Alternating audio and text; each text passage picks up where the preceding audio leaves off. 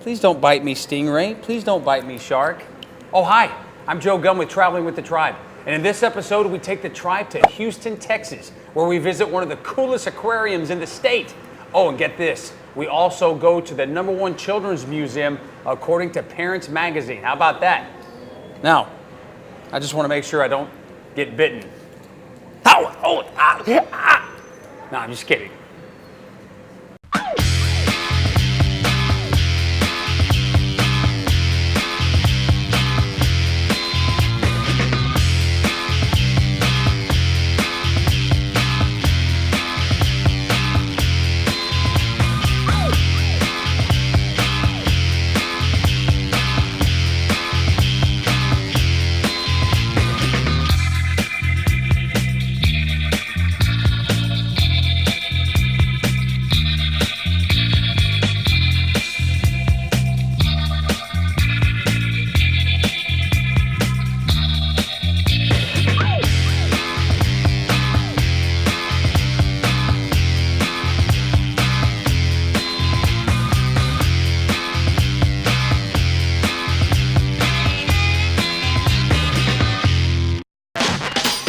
Aquariums, a very popular family attraction in the state of Texas, and this week the tribe is very fortunate to be able to visit the most popular aquarium in the state, the world-renowned Houston Aquarium. We have lots of different activities here at the Downtown Aquarium for children and for families. Kids can spend a whole day here. We have lots of rides outside, we have games, and we also have lots of animal interactions. We have everything from seeing our tigers play with their enrichment on exhibit to animal shows on the weekends. And there's even more than that.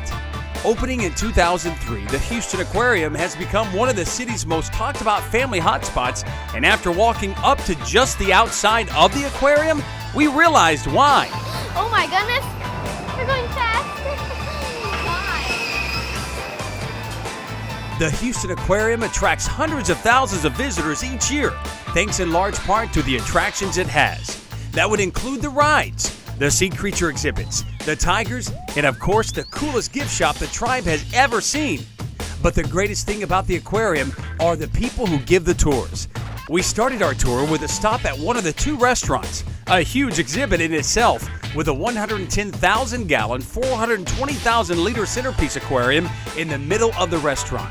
Well, we have here our reef exhibit, containing 150,000 gallons of water. Oh, wow. We have all of our reef sharks, stingrays, reticulated stingrays, permit jacks. I have all of our permit jacks. We have regular 4-side jacks. We have mora eels and Goliath groupers. In the back you'll see our Napoleon grass, one of our endangered species. It's all How deep does that go back? Deep as it goes. It extends all the way to the other side of the reef exhibit. Yes, sir. Clean it every day before and after the restaurant closes. So. Right here we have our Goliath grouper weighing up to 1,100 pounds.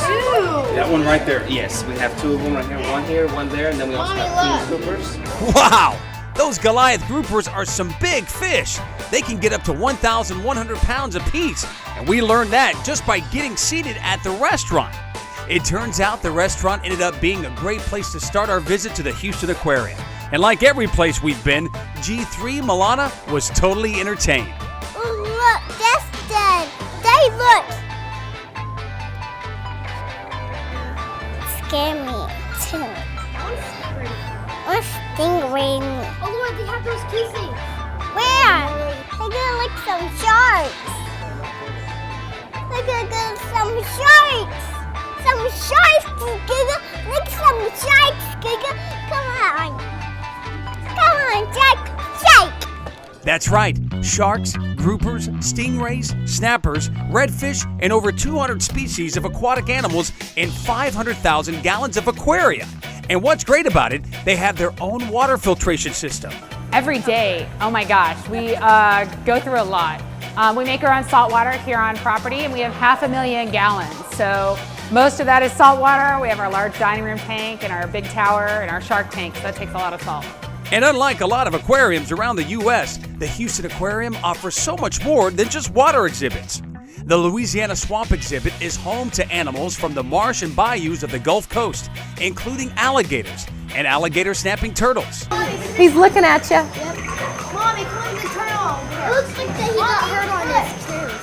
The shipwreck, meanwhile, puts you inside the sunken hull of a 17th century Spanish galleon. The rainforest exhibit explores the tropical rainforest featuring macaws. The sunken temple showcases species such as the lionfish, tarantulas, electric eel, and pufferfish. When do they puff up? When they get scared or defensive, they will puff up like that. That's a big one. And he would get pretty big because he's already pretty big to begin. Yeah, he's a big guy. And then you have the Discovery Rig, which has 3 touch tanks to let visitors get up close and personal with marine life, including stingrays, bamboo sharks, and horseshoe crabs. Hi there. Wow. I see the How does that feel? Oh, look. Ah! You're all up close and personal with stingrays, huh? I see a little. Can we touch them again? The aquarium has 5 main themed areas, and that's not even including 2 of the most popular attractions. Well, we have our shark voyage train that goes right through the shark tank, and you can see our sand tiger sharks, you can see our sawfish, all sorts of different shark species that you might not be able to see at other aquariums. We also have some other really cool animals here, including our white tigers. Coral and Reef, the Houston Aquarium's 2 white tigers. 2 fun-loving tigers that love goofing off with each other in front of the crowds, and as the tribe learned, they're a pretty big deal at the aquarium. And she plays what's called alligator, where it's just her eyes and her nose sticking out above the water, and she'll wait for Reef to walk by. Reef hates getting wet, so she'll jump all over Reef, get him all wet. He'll go lay up in the water here, or lay up in the wood chips, and dry off. Coral will get back in the water and wait for Reef to walk by one more time and get them all wet again. She's being very lovey right now. She's actually marking. Tigers have scent glands here too, so they will go around and mark. She's kind of saying, this is mine. All right, now what Marina's doing here is she is smelling. She does what we call her stinky face. Tigers also are like snakes in a way, that they have a Jacobson's organ where they can pass the scents over their throat and they can better detect what they're smelling. And so that's her little way there to kind of see, okay, is this another tiger that was here, or is it food? What is it? We also do what's called positive reinforcement with our tigers here. Our tigers are trained. They're trained to do sit down, lay down, stand up on command. It's for husbandry, so when the vet comes, we don't have to put these guys to sleep. They can just do it while the vet's here. These guys get a juicy piece of meat as their enrichment. If they don't do a behavior that is asked of them, it's never no bad tiger. It's just, okay, well, we'll ask you to do something else that we know you can get, so you can get that piece of meat. Because they'll get frustrated just like us, right? She's scratching, marking. When they lick their paws, they also put scent there. So when they rub like this and when they rub their face, it's marked. Okay, well, this goes back to the training with these guys. Tigers are trained to go through the little brown door over here. So once they're secured in their cages in the back, the tiger staff will come through the big people door here. They'll come out, they'll clean up the enclosure, and they'll put food out for them. They'll hide it. Sometimes they put it in paper bags. Then they'll come sneak and they'll come right there. If the tigers can't see it. Then they'll be like, oh, look, a magic trick. Right? Man, all of that in a nice little enclosure called home. Meanwhile, one of the other big attractions is something a little more mobile. The C.P. Huntington train takes tours around the entire aquarium and stops in the center of the 200,000-gallon shark tank to let visitors watch the sharks. It's also a great way to check out all the other cool attractions at the Houston Aquarium. And it doesn't matter whether you're outside with the train or inside. Your tribe will find plenty of cool activities that grab your attention right from the beginning. The Houston Aquarium, a Traveling with the Tribe endorsed vacation spot that's second to none. But coming up, Jump, jump. Does it hurt? Does it hurt? So you're yelling? Don't let her eat that. the tribe travels just a few minutes down the street to the #1 children's museum in the nation, according to a very popular parents magazine. We'll show you why it's #1 next on Traveling with the Tribe. The Kids Arc Magazine, a 36-page interactive magazine that kids all over the world are talking about. If you're a kid that loves games, trivia, and cool stories about other kids, you'll love the Kids Arc Magazine, the only magazine that gives you a chance to win $100. Look, $100 you can win for just answering some very simple Bible questions and all kinds of other great stuff. Parents and grandparents will love it because it's an upbeat magazine that promotes positive choices about life decisions. The Kids Ark magazine. Log on to thekidsark.com today to order your subscription or call 1-800-455-1770.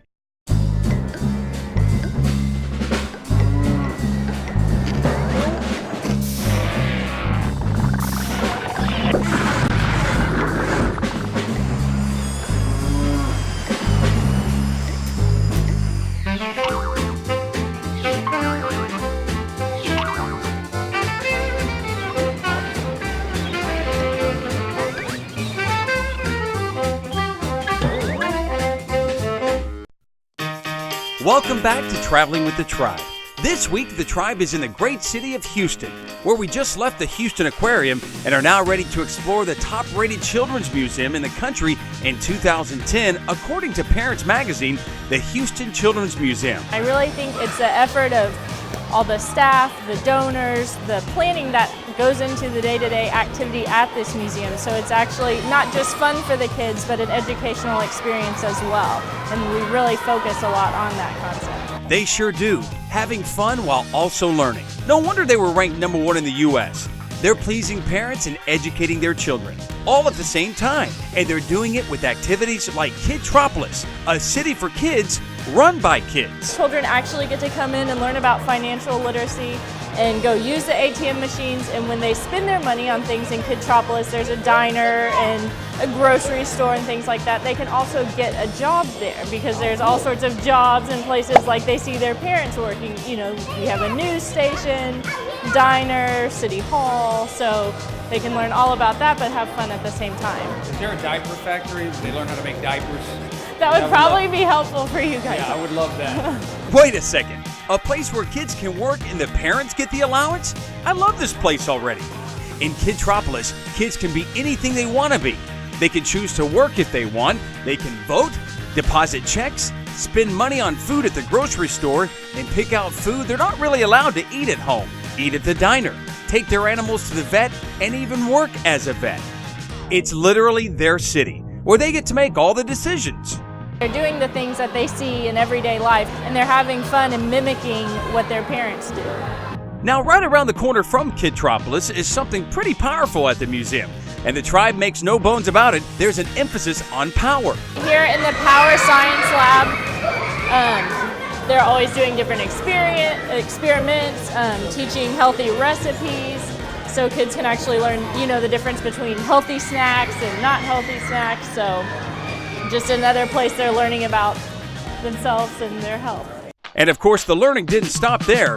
We had 2 more floors of learning and exploring remaining. That included the second floor and a very popular section of the museum dedicated to learning about a subject the Tribe has a little trouble with. This is Cyber Chase. It's actually an exhibit based on the show from PBS, and it teaches them all about math and strategic thinking. Strategic thinking? That's exactly what it took to add up all the cool things they had to play with. Figure out, touch, poke, grab, drive, stare at, and throw. And that was just from the first and second floors. Well, we actually doubled in size in 2009. So most of the exhibits, Kidtropolis, Invention Convention, all those were brand new just a few years ago. So we've really grown in the past couple of years. On top of all that, the museum encourages young minds to think outside the invention box at Invention Convention. But more importantly, they not only had great stuff for 3, 7, and 10-year-olds, but they also were accommodating to the Tribe's 1-year-old, Evangela.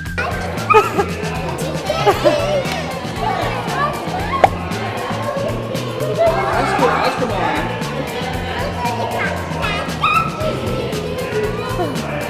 Okay, let's go. Go. Okay.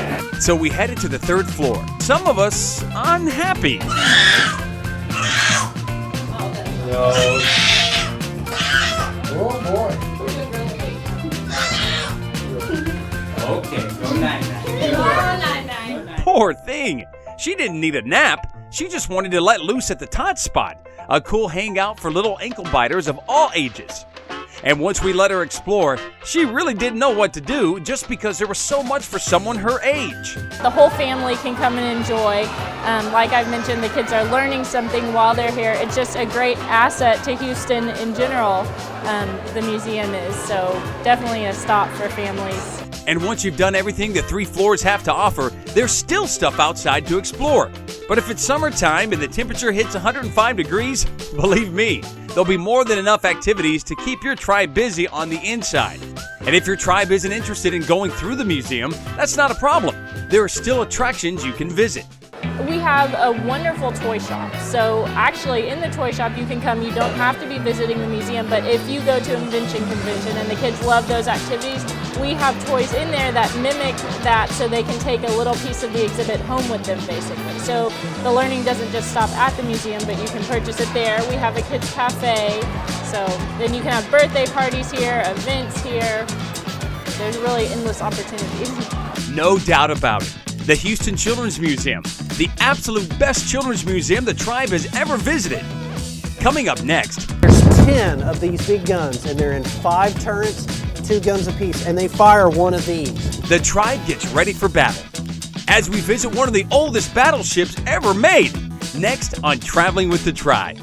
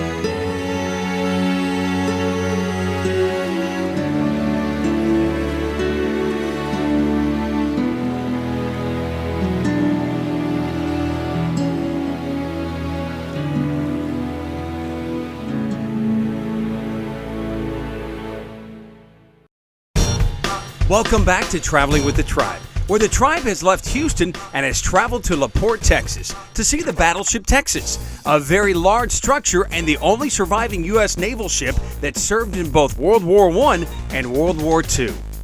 This year, the battleship Texas will celebrate its 100-year anniversary, and the tribe was thrilled to be able to be a part of the celebration with a tour. We started on the main deck with our guide, Jason. He started the tour by explaining why the ship was needed in the first place. It's designed to fight other big ships. So it has these real big guns. And actually, let's go around here and I'll show you what these guns fire. And believe us, he knew exactly how much firepower the battleship Texas had. If you look at these are the shells that this battleship fires out of its big guns. We'll see them. There's 10 of these big guns, and they're in 5 turrets, 2 guns apiece, and they fire one of these. Now, she had a lot of guns besides these big 14-inch guns. Those are the big ones and the main reason why she's here. But we also have some smaller guns. These were used to shoot at like Japanese airplanes. And you had 2 people working on it. And if you do this, you can see how it turns. Is it moving? Yes, it's moving. So you sitting here could move it sideways. Okay, it's kind of hard, but you know, you would have had a sailor working this or a Marine, a big strong guy working that. Yeah, y'all might be able to do it together if kind of feel it. And this is what you would call rotation. It can move as fast as you can crank it. So watch, if we try real hard, look at how fast we can move it. Can you imagine having to move that back and forth? So there were a bunch of men working on this. Some were moving it back and forth. A bunch were loading it because they would drop the bullets in there. And these would fire pretty quick. They'd be going boom, boom, boom, boom, boom, boom, boom, like that. And each time, it was pretty loud. And they were probably yelling orders, running all back and forth. They're a bigger ground, but they were used mainly to shoot in the general vicinity of an airplane, and they're a little bit harder to get on, but you can get up here. One of y'all can get up on one side, and one can get on the other. Does this one move? It does. This one moves up and down and side to side. So here, you wanna try to shoot at that barge over there? It's moving up and down. We can try to aim at it. Look, you can aim right through here. And we're gonna try to get over there to that barge. There you go. Yeah, you need to bring it down. And I'll bring it around. Can we get it? Can we get it? Yeah. Can you see? Are we on target? Are we on target? No. Which way do I need to go? Right now we are. All right, now we fire. And you would have had guys back here loading and unloading while y'all were training. Now, once the tribe figured out how the guns worked, we made our way down to the second deck. But right before, Jason gave us an interesting point regarding the color of the ship. A lot of the battleships are battleship gray. We're this dark blue color because this is the color we were toward the end of her life as a service ship. So she was this navy blue, this dark blue, when she was in the Pacific fighting the Japanese. Because this color was considered a good camouflage scheme, a way for them to hide. Now, you wouldn't be able to hide a ship this big, but this color would blend in with the water enough that it would be hard to distinguish the features of the ship. So someone looking at it might not be able to tell which specific ship it was. They'd be able to tell it was a ship, but they wouldn't know what specific ship it was. So that's why we're this color. So once down on the second deck, Jason began to fill us in on what certain parts of the battleship Texas were used, especially where people ate, slept, and what they wore. Who was it that said this is where they got their food? That's right. This is basically a cafeteria line. Do you go to school? Do you go through the line? You homeschool? Well, if you've ever been to like a cafeteria, you'll get a tray and they'll come and slop food on, and then you go and eat your food. You can see their bunks where they slept. Whoa! This is hello. What? And that's what they use to get their food. Look at the pillow. They use those trays, and if they had soup or beans or something, they would put them in the bowls, or cereal, breakfast in the morning. But they use those metal trays to get their food. So if you want to, you can climb up here and see what it was like to lay in one of the beds. I don't like. Now, which bed rack, they called them rack, which rack do you think was the best one to have? This is how to do it. This one? Oh. In there. If you had concert fellowship, this would not There you happen. Mommy, There you Mama. go. You can lay down. You can lay down and go night-night. You don't want to? Watch your head. You want to go night-night? No. Oh, you don't want to? Do you want to lay down? I want to sleep right where Yeah, it's you can go down. Watch your head. These are made so y'all can get up and climb on them. We do have this. Okay. You have a lot of kids coming. We do. They're pretty comfortable though, aren't they? Laura. But now imagine if you were 6 feet tall. It wouldn't be that comfortable at all. They had to wear this helmet. Do you want to try it on? You want to try it on? Now, feel how heavy that is. I know. And then they had these, which are life vests. You want to try on one of those? Oh my goodness, this is. It's not that heavy, but feel how bulky that is. Do you want a helmet too? Okay, I'll try. See if you can stand up with it on. It might mess up your flower a little bit, but I think you'll be all right. Wait, I will. Soldiers, Malia. Huh? And what to wear was just the basics of figuring out how to survive on the second deck of the ship. Soldiers lived down there for months and months, so knowing what the battleship Texas was equipped with was very important. What do you think that is? If you got hurt, you would be safe. Like, this is the doctor? It's a dentist. Oh. It's the dental office. So this is where they could work on your teeth. This is the post office. So sailors out at sea, out in the middle of the Atlantic or the Pacific, they would be able to get mail from home. So if their mom or their girlfriend or their wife or one of their daughters wanted to write them a letter, they could write them a letter and it would come to the ship and they'd pick it up. They call this a canteen, but it's kind of like a general store or like a convenience store. So they could get bubble gum, candy, they could get stuff they needed that the Navy didn't provide them, because the Navy would give them 3 meals a day and some place to sleep. So if this was their second favorite place, I think this was probably their favorite, because this was the soda fountain. And this is where they could have gotten Coke Like, first or ice cream. The barber, the sick bay, the lockers, the bathrooms, or better known as the head, the laundry room, and the wardroom. And every other room and piece of history is what makes this ship what it truly is, a very impressive historical piece of Texas. When it had the most people, the Battleship Texas had more than 2,000 men on it. After her service, the Battleship Texas was retired to Hawkins Point, Baltimore from June 1st, 1946 to January 1948. She was scheduled to be used as a bombing target, but Texas citizens launched a successful statewide fund drive to save her. And at the end of our tour, the tribe learned a valuable lesson about family and those in the military who served on the Battleship Texas. They organized the military that way. They had the officers that were in charge of the enlisted men. Kind of like in a family. Mommy and Daddy are in charge, okay? And you guys are like the enlisted men, right? Right, How it works. exactly. The Battleship Texas, a tour the tribe will never forget. And from all of us who travel the great state of Texas, we say happy 100-year anniversary to a Texas treasure. Oh, I think she likes it. Hey, Dad. I will go up here. I'll go up here and I take. Exactly. I don't blame her. I want to go to sleep too. But at least you still get to get carried around most of the time. Well, before you were ready to go to bed, you would undo this and let it down like those. All four of you right there. Okay, they have what they call tri-stub. Bed. Go night-night. Hi, Pin. Come on. Go night-night. It's mine and two. You come.